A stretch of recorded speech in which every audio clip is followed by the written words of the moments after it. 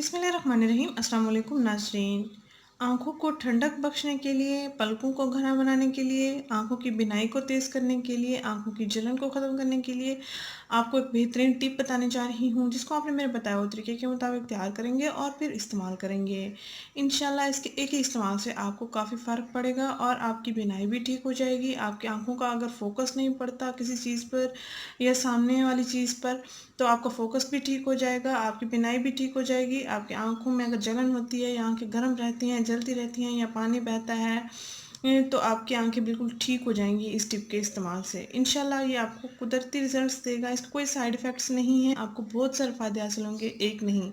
आँखों की बिनाई को तेज़ करता है, पलकों को घना करता है, आँखों को ठंडक बख्शता है और आँखों की जो देखने की ताकत होती है उसको ये बढ़ाता है। यानी जो हमारा फ़ोकस अगर ब्लर है या धुंधला हमें नज़र आता है तो ये फ़ोकस को ठीक कर देगा।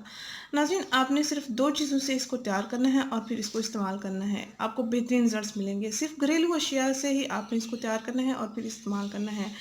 ज़ैतून का तेल लेना है और हाशमी सुरमी लेनी है।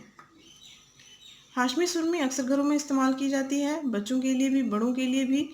तो आप हाशमी सुरमी ले लेंगे और ज़ैतून का तेल ले लेंगे। हाशमी सुरमी की आपने एक सिलाई लेनी है। तेल को आपने किसी प्याली में निकाल लेना है और आपने सिलाई इसमें डुबोनी है। यानी तमाम सिलाई पर ये ऑयल लग जाए।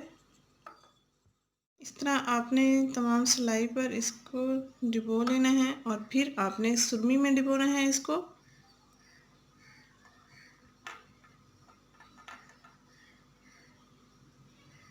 जब ये सिलाई पर लग जाएगा तो आपने इसको आँखों में इस्तेमाल करना है। रोज़ाना रात को सोने से पहले आपने आँखों में ये इस्तेमाल करना है।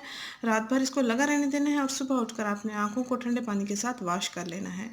इंशाल्लाह आपको एक ही इस्तेमाल से काफ़ी अच्छे रिज़ल्ट्स मिलेंगे। बच्चों बड़ों सब के लिए ये मौज़ू है, गर्मियों सर्दियों दोनों मौसमों के लिए ये मौज़ू है।